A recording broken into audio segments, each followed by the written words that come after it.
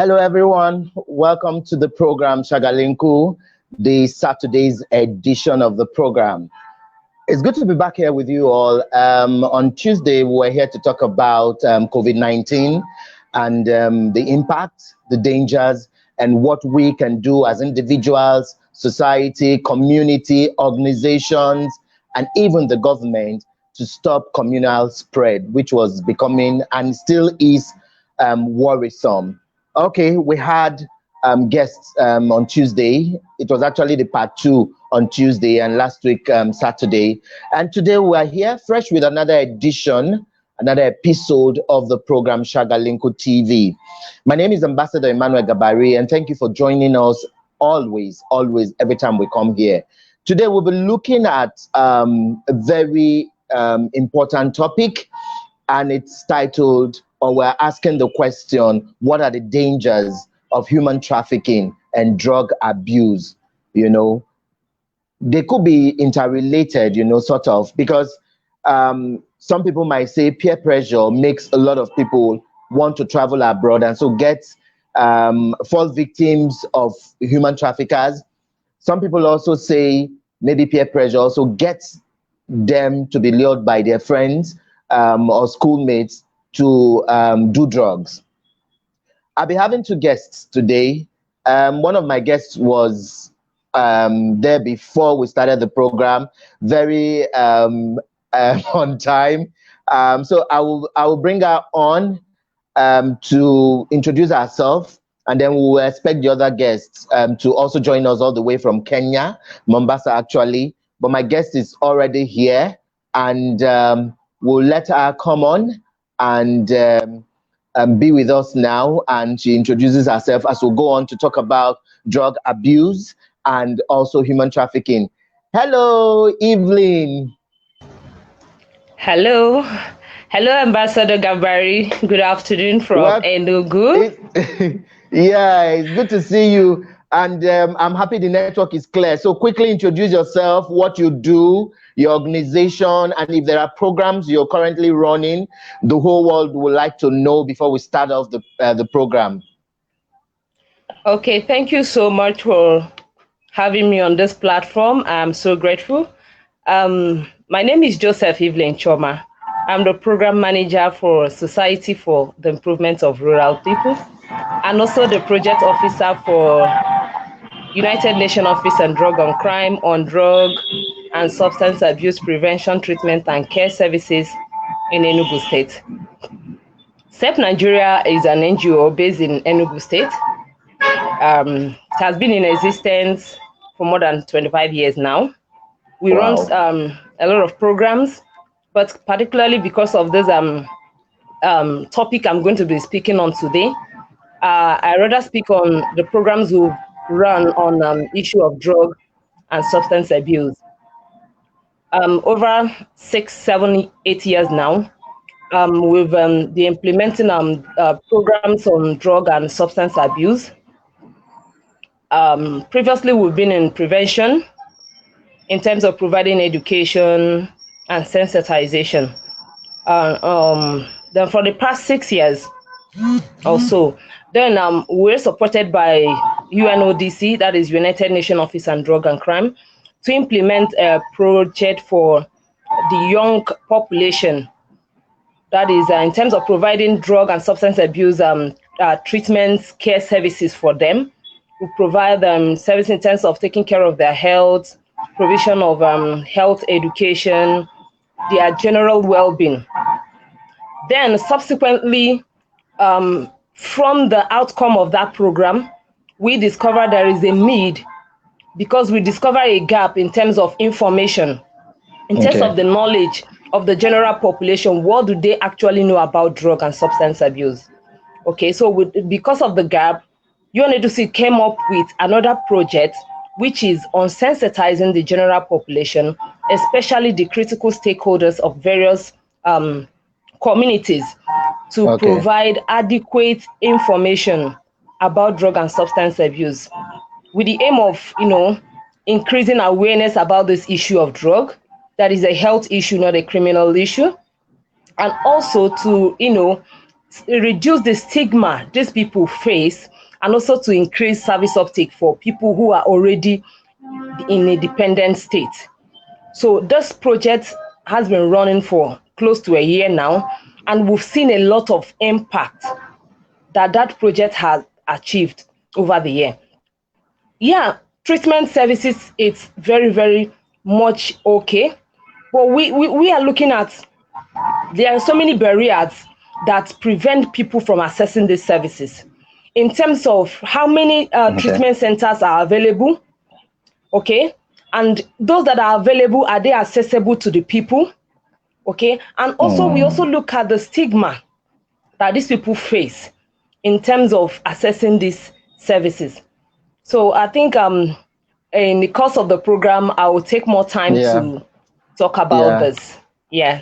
Thank you very much, Evelyn. And in case you just joined us, the program is Shagalinku TV. It comes your way every Tuesdays and Saturdays at 2 p.m. West African time. We talk about issues that affect humanity. We get guests to also lend their voices, and we also ask you to be part of the program. All you need to do is just drop your comments on the comment sections here. My guest and I will see it, and we will read it. Today we're looking at human trafficking and drug abuse, the dangers, because sometimes people are trafficked, you know, for maybe slave trade or trade generally, commercial sex works and all that. But we also find that there's a cartel that also peddle drugs with these people who are being transported. So it's not just enough to see someone being told, okay, come on, there's a business coming up, we'll give you free flight tickets to Malaysia, to Hong Kong, to blah, blah, blah.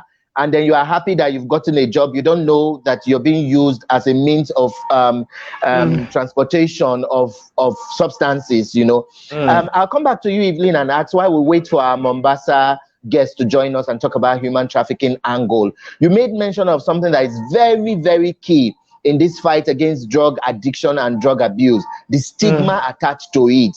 You know, Africans, human beings generally, they don't tend to see that even after rehabilitation, that these people can lead a normal life. Isn't it why many of them are also not even turning up for your intervention so that they can be part of it, because they will feel like whether I get rehabilitated or not, when I get back to the society, they keep pointing, that's the person that was mad before. They don't even say maybe there was drug addiction or drug abuse. They say, the person don't mad before, he crazy, then carry and go this. So what are you people doing to stop stigmatization of such people? Okay, thank you so much. You know, stigma, it's a very critical issue, not only for drug users, generally as human beings. Initially, you know, the stigma those who have HIV in the past, they usually face. So gradually, we have conquered that kind of stage of stigma. So the same stigma is also an issue for people who use drugs. We are not looking at them as people who have a health problem. Okay, we are looking at them like, it's your fault. Outcast. Why did you even get into drugs? Who sent you? Now, who sent you go, they use drugs? You understand? So we always bring that blaming. Okay, so in terms of what we've been doing, I made mention of this program that we call sensitization of critical stakeholders in terms of increasing their knowledge about the issue of drugs.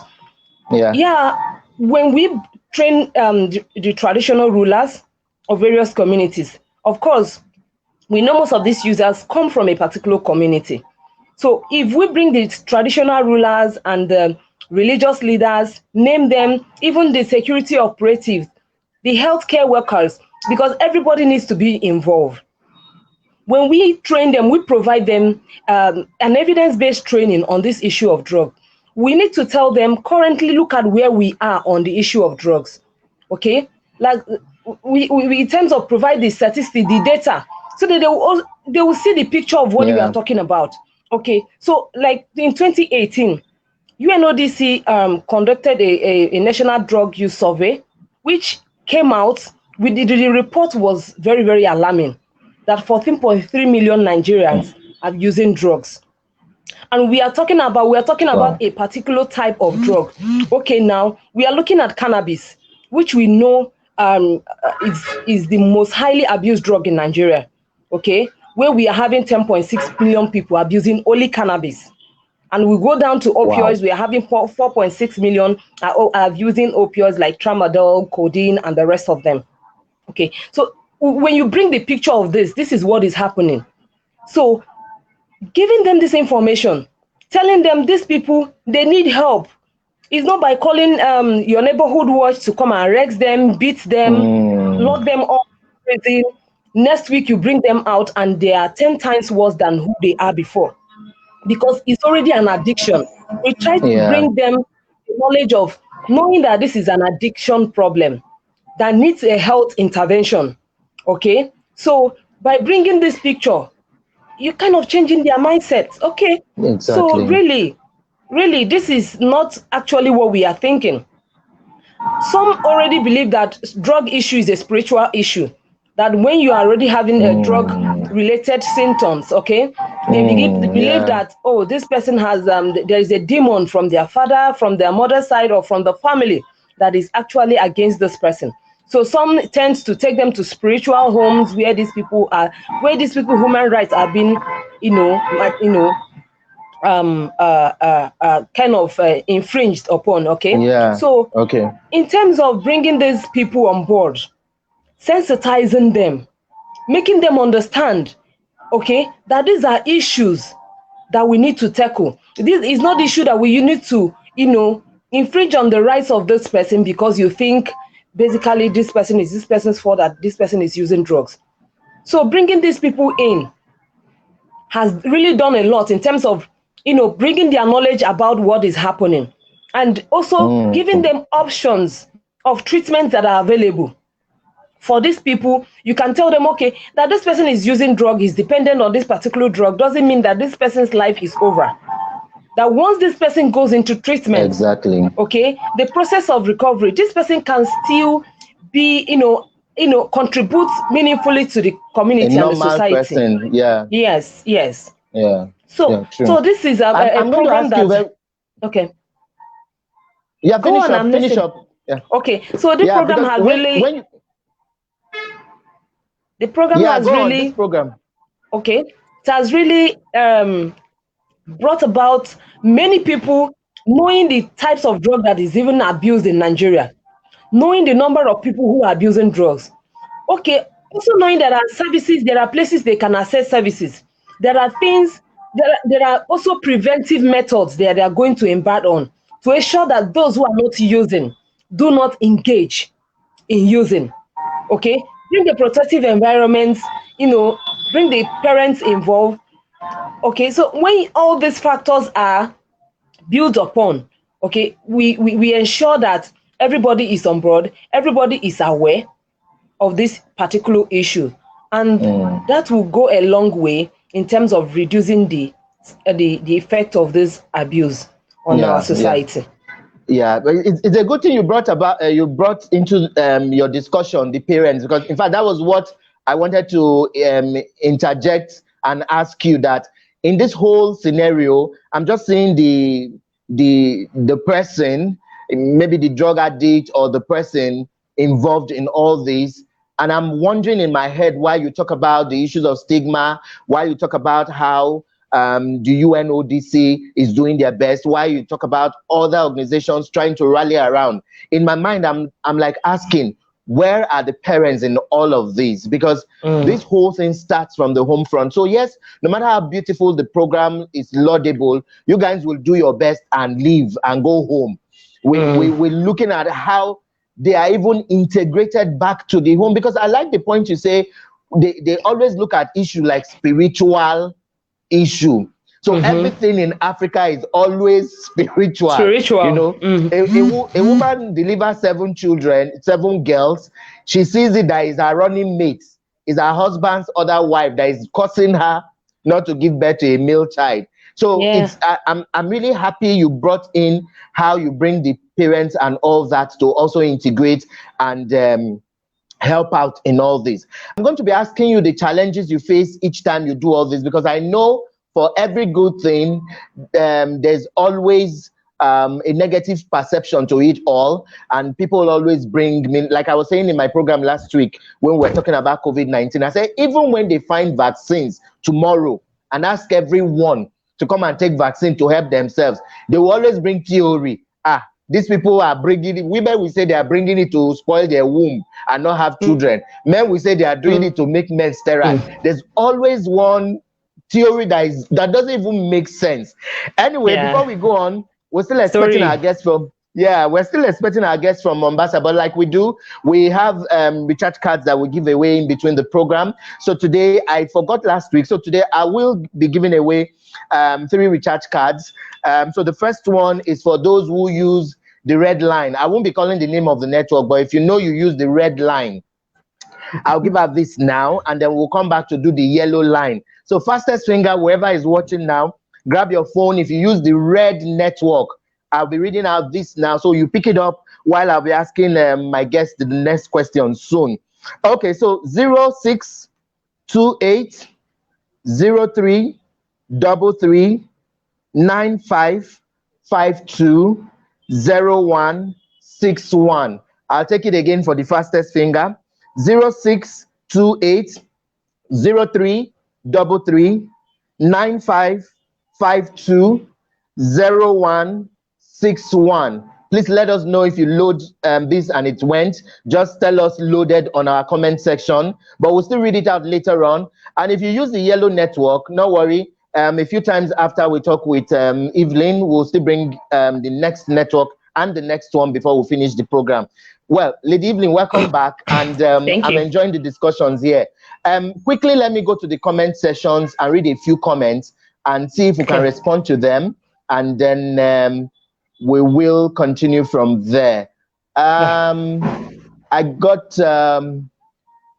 this one here from, okay, so many of them, but let's just take a few. I got this one here from Tina Uwem. It says human trafficking is a practice of illegally transporting people from one place to another or from one country to another country, all for the purpose of forced labor. Drug abuse is a habit of taking illegal drugs without prescription. Human trafficking is dangerous because it harms the victim physically, psychologically, and mentally. It's also dangerous to be drug traffickers. It's also dangerous because drug traffickers use force on their victims to smuggle drugs across borders. They also force their victims to obey their orders, else they work harder. That one is from Tina Uwem. Okay, I got this one here from Kingsley Umezuruke. Please, can you help me read this, Evelyn, from Kingsley Umezuruke? Okay, Kingsley says the abuse of drugs and other substances and their resultant consequences cannot be overemphasized. In the end, it has a ripple effect on the society where it reflects in the different societal crimes and criminality. The spects on rape, banditry, terrorism, and their likes are in many cases directly related to substance abuse. Its effects on the gender are equal since it doesn't relate to the sexes of anyone. Then he says hashtag stay away from drugs. Ambassador, you are doing well. Well done. Thank you, Kingsley. Okay. I like that part he brought into the issue. You know, when we hear of rape, criminal activities and all that, we don't also ask if sometimes these people are under the influence of drug. From your field work, what are some of the things that you see on the field that people really don't take cognizance of? They just wave it off and say this and this, because I know you see a lot on the field. Okay, thank you. Let me first start from the issue of trafficking. You know that human trafficking and drugs intersect. Okay, so they kind of work hand in hand. And we know human trafficking is illegal. It's kind of a modern day slavery. Okay, so sometimes these people who are dependent on drug, and note that people who are dependent on any kind of substance don't have the willpower to stop any kind of substance they are using. So these traffickers dive in on this their vulnerability, addiction. so use this drug as a bet, okay, to lure them into, if you do this, if you do this, I will give you this. Certainly, okay, and also offering them a very juicy offer abroad, okay. So without these people really knowing the impact of what they are going into, so most often they are forced into doing what they don't actually plan to do. So they kind of, sometimes they are trafficked, they are pushed abroad with drugs, and most of them are caught, imprisoned as well. So this too is a illegal practice where people are forcing this victim to do what actually they don't want to do. So in terms of the practical issues we see in the field, most people who are on the influence of drugs, kind of exhibit so many kind of behavior, okay? But sometimes we because of the stigma, I bring the stigma in also, because of the way people relate to them, the way people see them. Once they know you use any kind of substance, okay, people already term you name you a criminal. People avoid you. Many people try to not to associate with you, and sometimes this brings these people to be a little bit hostile in terms of the way they relate to people, because they already feel you are among them, you follow, you understand. So this hostile relationship to these people sometimes lead them to have some kind of violent attitude, okay, towards people. In some instance, dealing with these people depend on your approach on getting to them. That's why we said we use evidence-based approach to get to these people. Okay, like in our center before, we don't just go to the field and start talking to people who use drugs. Okay, certainly you might be abused, your rights might be violated, and you might be addressed when you don't want to. So we came up with a mechanism of reaching to these people, and these are getting people who are ex-users. What I mean by ex-users are those that we've recovered, okay? Those are the people who knows the routes, they know the terrain very well. They speak the language. They know the ball, how to get to these people. So they are the one that relates directly to them, okay? And most times they see this person, they already know this person in the community. And you begin to see some changes. This guy not there as he did before. They take as they take before.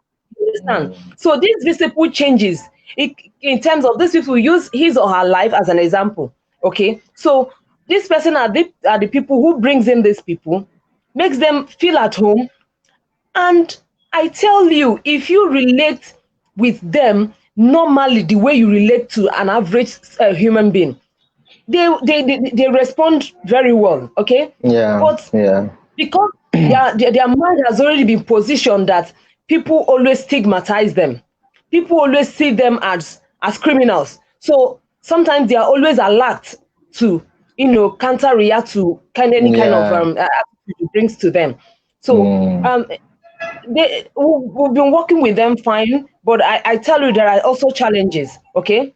But these challenges are limited because there are some procedures we follow in terms of the work we are doing, okay? So, okay, I'm seeing a comment, Fumilayo is saying, always spiritual and village people. Yeah, like what we mentioned, they've always been saying that. Someone who is already dependent on the kind of drug, and sometimes the issue of parents, you talked about what are the roles of parents in this issue of drugs. Parents have a lot of roles to play, especially now that most of our kids are exposed to social media. Internet, there are a lot of things that is going on the social media, which the other day we discovered there is a site where people sell drugs online. Okay, so you can imagine if your child gets entangled with this kind of people. Okay, so there's a lot going on, so parents need to start from home. That is why we appreciated this year World Drug Day team. We talked about better knowledge for better care. Okay, so we need to have good knowledge about this issue of drug. It's no longer a time we while away that it's not my child, it's not my portion, it's not the portion of my family. I've covered them with the blood of Jesus or the blood of whoever you want to cover them with. But one, we need to know that fine, it's good. All these are very good, but there are still some measures you need to put in place to make sure that the child has adequate knowledge to be able to face the society that is already very much plunged into drugs.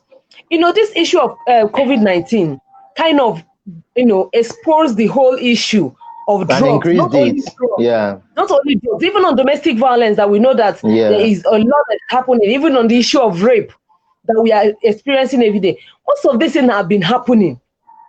But how many people do report?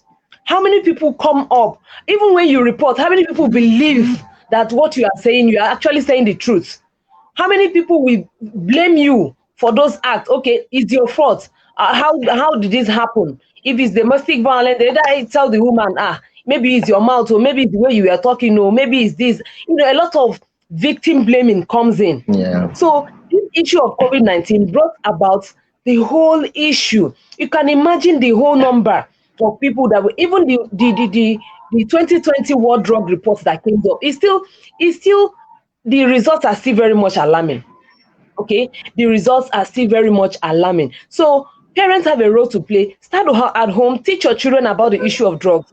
Let them have this resilience to be able to withstand the peer pressure, the academic pressure, because certainly you will not always be there with your kids. True. There's a lot going on. So these children need to be given adequate information. You need to have a good parenting skill so that this child wouldn't lack the love, wouldn't lack the care, wouldn't lack the support system that the family is supposed to bring. You need to have a very good family value. When a family has a good value, even if this child lives, because you might be saying, if you're overprotective parents, what if your child gets to university where your child will no longer be with you? Or goes to boarding school, secondary school, boarding school, where the child is no longer with you? Will your overprotectiveness still protect this child? So provide this information. Let this child know the truth. Don't bring scare tactics, because most often, in fact, not even most often, majority of parents, even when they want to talk to their children about drugs, the way they go about it is even the wrong way. They bring scare tactics in, and they tell you, if you smoke Igbo, you will run mad. Okay, this is just a scare tactics. And this child knows a friend that have been smoking cannabis. Okay, there's a secondary school for many years, and he hasn't run mad. Okay, and this child knows that what you are telling him is not the truth. Okay, bring the fact to this child. Okay, tell him that cannabis doesn't, scientifically it has been proven, cannabis doesn't cause people to run mad. It doesn't cause schizophrenia. Okay, but it causes schizophrenia if there are other underlying mental health issue. Yes. So that is when you need to bring this issue to this child. Tell him about this. Don't bring scare tactics. It won't save this child, because certainly he will get to know about the truth. In fact, it draws them even wanting to try it when you bring those scared tactics. When you said that thing about no take Igbo, you go run mad, it just reminded me how we used to teach parents to that. Don't tell your girl child, say if man taught you, you go get belle. You get belle, yes. Because you let start conjoining different things in her brain. You know? And when a man touches her and she doesn't get pregnant, and she knows that what you're telling her is the wrong thing, and eventually when she's kind of entangled with a man in terms of having the actual sexual intercourse, she wouldn't even know that will result to pregnancy. Okay, so we need to provide the adequate knowledge, better knowledge for better care, so that we will know preventive measures. What are the preventive measures? We need to bring the right education, either in school, out of school, and the time has gone out that you just go to schools and start telling children, don't smoke Igbo, don't do this, there is a universal approach to that now. Yes. So you kind of bring these children, you provide adequate information to them. And also, if you are talking about treatment, what are the services that are available? You talk about the rehabilitation. Okay, you have the full rehabilitation process. You also have the counseling process, where you provide counseling, provide the side effects of these drugs, the long and the short-term effects of these drugs when you take them. What are the reactions people do get when they take these drugs, and what are the effects? Okay, so you still on that treatment, you can also provide other services that this person can get during the treatment process. Not every drug user is dependent on the particular drug he or she is using. Okay, so and also we know that there are different reasons why people take drugs. There is no particular reason why someone takes drugs. Okay, there are different reasons, either to cope with stress, the pressure of work, either because of the peer pressure, because of the abuse this person has suffered in the past. It can even be medication. Their medication, and then they yes, overdose, and over time, yes, this person become dependent. So there is no one reason someone use drugs. There are so many reasons why people use drugs. So you need to provide this person with treatment services available. And if we are talking about care, okay, I've talked about care. We talk about even if the aftercare, what are the support groups out there to support this person? Okay, in our program, we'll have a support group where people who are recovering, people who are still in the process of recovering, they have others who are already on the greater ladder of recovering. In terms of bringing encouragement, that, oh, so there is someone who has gone through this process, person is and this person is getting better. That means my case is not different. I need to, work harder. And we also need to know that bringing someone into treatment is not something you need to force this person. Okay, that's why we talk about evidence-based treatment services. Most of these treatment centers, mental homes in the villages, on the communities, where they chain these people, put them on chain, flog you because it's a demon that has possessed you, conduct series of deliverance upon you.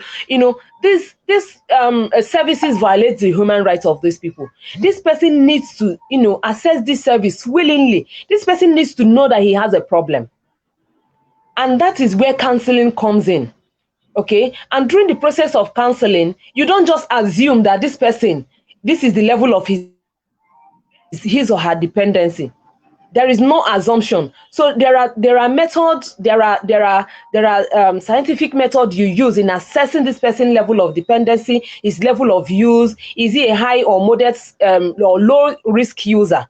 Okay. So better knowledge for better care is very, very important, because if we are on the same level, if we are on the same platform on this issue of drugs, parents have the adequate knowledge from home, start from home, using the age-appropriate language to talk to your children about drugs. Even as they grow up, you don't hide any information, not when they ask you, Mom, I heard that alcohol does this. You'll be able to shy away because you also take. And also parents need to be a very good role model. Okay, that is a very, very big good point. You need to be a good role model. It's not when you are taking 5 bottles of beer, you send Chiboy, make them go buy beer. And tomorrow you don't expect Chiboy not to drink, When one of our program, one of the man confessed to us that how he started drinking is that whenever the dad finished his bottle of beer, he will ask him to go and take the bottle. Even sometimes he waits at the door to check when the dad has emptied the bottle, so that he will empty the remaining substance in the bottle. Yes. And sometimes he gets a very good feeling about the taste. Okay. So that is gradually how he starts. So parents need to be a good role model. If you don't want your children, your girl child or even your boy child to experience domestic violence, you need to start from home. You need to you don't just talk to them. Act. Let them see the action from you. Let them learn the act from you. Okay, so be a role model to your kids, so that will also help them. The home needs to be balanced. There should be peace in the home. Unpeaceful home leads so many people into drug and substance use, because I read one of the the person that commented said this substance use affects someone's psychologically, mentally. Okay, if there is imbalance in the home in terms of divorce, domestic violence, and all that, okay, it can result to some mental health issues in the life of these children. Depression, and this can lead to any kind of drug. Sometimes we in Nigeria, we get confused when we talk about mental health. and drug use, we always see mental health as someone who is already mad, who is on the streets. Okay, when we are talking about mental health, the picture we usually paint around mental health is someone who is already mad. But we forgot to know that mental health comes, you have to talk about depression, you have to talk about anxiety, drug use, and so on, and so many, and the list goes on. So there's a lot of things that leads people into taking drugs, and we need to come from the home. We need to have, parents need to have adequate knowledge. That's why in our program, we don't even leave the parents aside. The parents are inclusive. Yeah. The school is and inclusive. integrate them. Yeah. Yes, the school is inclusive. When you train the teachers have adequate knowledge, so that you can be able to talk to a child when a child presents any kind of behavior, or even talk to you as a teacher, you know the appropriate way to advise this child. Okay, not when a child comes to you and begin to tell you, maybe kind of confine you as a teacher, you don't even know what to tell this child, or even the message you will pass will even cause more harm than good to the child. So we also educate the teachers, the healthcare workers, who are so critical in this playing a good role in drug abuse reduction, okay, prevention as well. So the healthcare workers, most often they come in contact with people who kind of display some characteristics of someone who is dependent on drugs. And if they don't have this knowledge, you might be treating a particular issue without addressing the drug issue. Okay, Yeah. so you need to address both. So we also train them, provide them with some documents that help them to determine the level of use or the level of dependency which this person is already on, and also referral links where they can refer them to services, where they can access services if it's what they can handle in terms of counseling and in terms of providing other services they can. Okay, thank you very much, Evelyn. It's been very, I'm just learning a whole lot, and I'm sure our viewers are also doing all that. In case you just joined us, I must say you've missed quite a lot. This is the Saturday's edition of the program Shagalinku TV. It comes your way every Tuesday and Saturday, 2 p.m. West African time. And today we're looking at human trafficking and drug abuse. What are some of the interwoven tendencies that each of them have, and how are they interrelated? It's a pity I've been having difficulty trying to get my guest from Mombasa to join us, Mombasa, Kenya, and I hope that maybe next week we'll find a way of having him join us to still talk about the issues. I'll quickly read a few more comments here, and then for those who loaded the card, if you have loaded the card, the red card, please let us know. I'll call it one more time and then we'll take the yellow card. But I will be asking Evelyn shortly after we read the messages that finally, as she wraps up, she should tell us some of the signs we will look out for in drug addicts or people who are beginning to take substance. Because we also are finding out now that aside cannabis and all that, people look for other cheaper means of getting high these days. You know, because of poverty and all that. We've heard that people put their heads in sock away to sniff it and get high.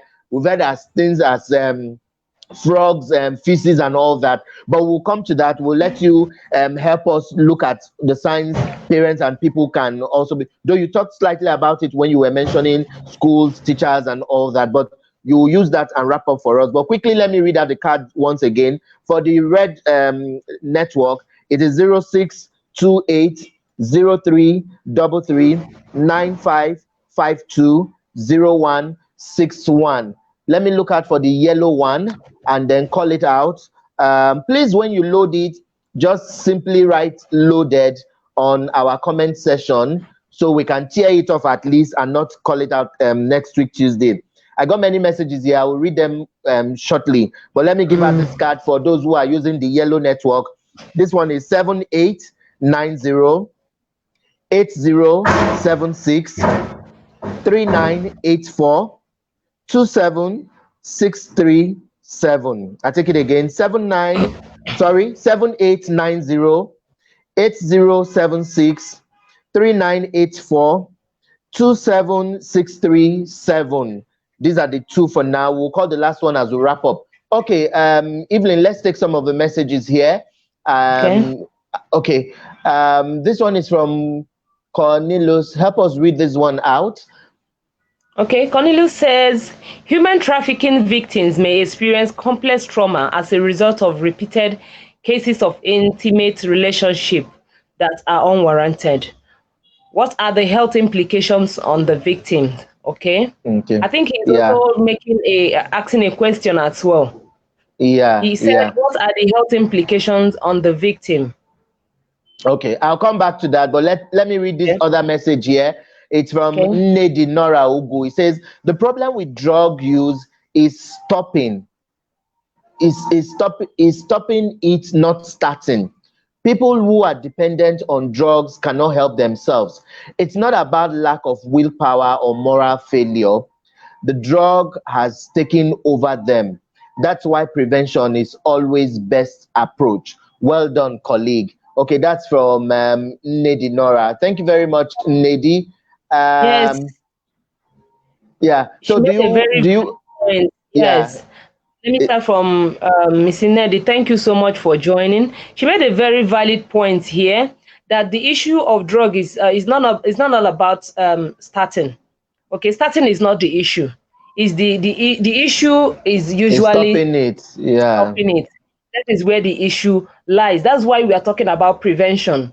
That is why most of the programs SEP Nigeria is involved right now is working in towards prevention. Okay, because we want to prevent these young ones not to So even they don't start at all. Yeah. They don't start at all.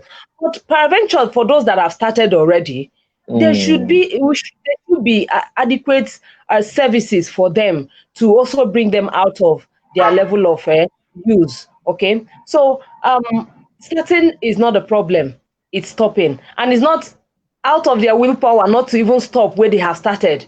Okay, it's because of the dependency, because we know that drug use affects the brain. Okay, so and when it has taken over the brain, most of once it's time for you to use, it requests for that. So it's not out of the willpower of this person not to stop his or her use. Okay, and the first question from Mr. Colenus, who says human trafficking victims may experience complex trauma as a result of repeated cases of intimate relationship that are unwarranted. What are the health implications on the victim? Okay, so if this victim goes into like he said, unwarranted relationship, okay, is not her choice to be in a relationship with whoever that has trafficked her or in a sin. Let's take, for instance, if this person is promised a very lucrative job over there, and this person is being kind of taking on, not knowing that he or she is being trafficked, and you now got into there, and the next business you saw is prostitution. Okay, so and definitely you must pay madam for the ticket fee and everything. Okay, so there are a lot of dangers along the way. So this person is now forced to do what he or she doesn't want. So the health implication one, you talk about STI, you talk about HIV, you talk about other health related issues that this person might get involved, because it's already a very risky behavior. Okay, is the lifestyle is already a very risky behavior, and because this person is already a victim, there is a lot of issues that this person will be going through. There is a lot of trauma, like he has mentioned. You know that you are being used, you know that your right has been violated. So, and as the case may be, there is nothing that person might be able to do at that particular time. That is why this is also working in terms of preventing this human trafficking, in terms of creating awareness, working hand in hand with NAPTIP in order to create awareness to people. Not everybody that comes to provide an opportunity for you to travel abroad is doing you good. There are a lot of dangers. Most people come down to tell girls there are jobs. If you go to so country, there are plenty of jobs available. They will pay you how many dollars, and when you have calculated it, you are seeing millions. They're making millions in one week. Okay, and you go say, what thing they do for Niger now?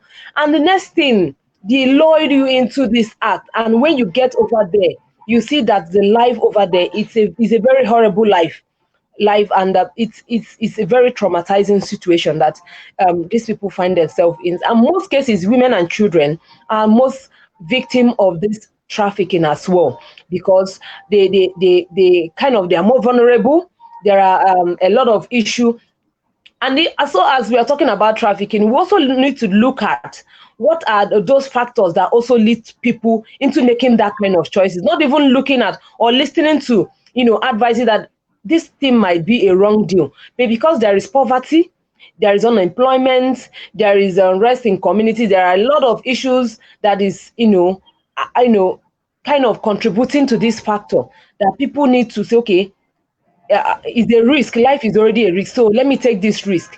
There are people who has gone and they've succeeded, and in most cases, we always look at people who have succeeded. We don't know about those who has fallen, along the road. So it's a traumatizing issue for the victims and those who are involved in this case.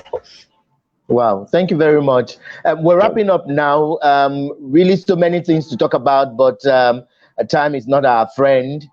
So as we wrap up, what's your last word of advice to people generally in the next 2 minutes that we need to wrap up? What's your last word of advice? What would you say to parents? What would you say to the society? What would you even say to the victims themselves? Because like I always say, it takes the courage of the person himself. 50 million people might want to help you, but you, the individual, if you also don't recognize the need to help yourself, every other thing that anyone does might just be an effort in fusion. Yeah. So finally, what's your last word of advice? My word, I start from the parents. I said you need to have a better knowledge about this issue of drugs. Talk about drugs in the family. Show love to your children. Have time for these children. Have time to talk and communicate adequately and correctly to your children. And also, I also want to talk to those who are already using. Those who have not started using, please avoid drugs. There are a lot of complications that comes with drug use. And for those who are using already, please seek for service, seek for health help. Okay, there are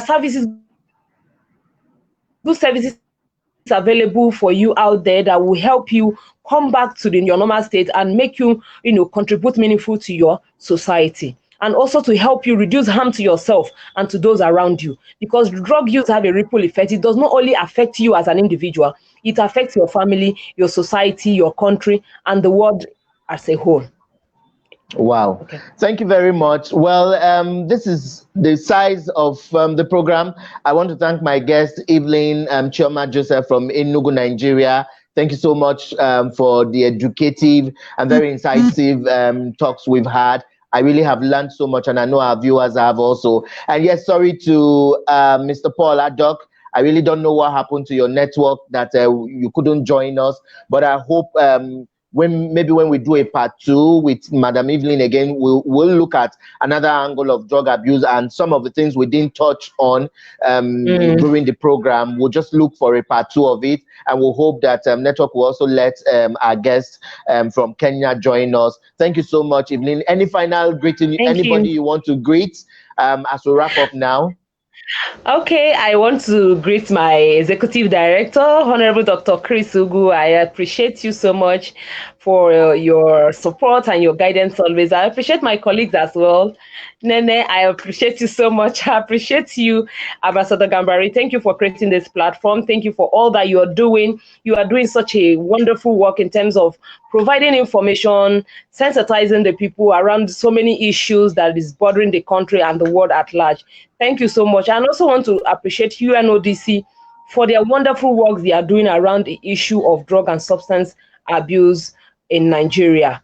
Thank you so much. Thank you for in fact, I thank everyone, my loved ones, my friends, everyone. I love you all equally. Thank you. Okay. And from us here in Shagalinku, we want to say thanks to everyone who's been joining us. There are so many consistent people all across the globe. I really want to thank them every time.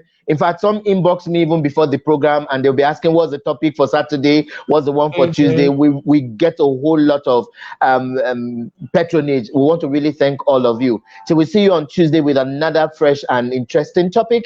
My name is Ambassador Emmanuel Gabari, reporting for Shagalinku TV, and saying have a beautiful Saturday. And please remember to stay safe, wash your hands regularly, use sanitizer, and if you must go out of the house, if really, really, really you need to go out of the house, please wear your face mask.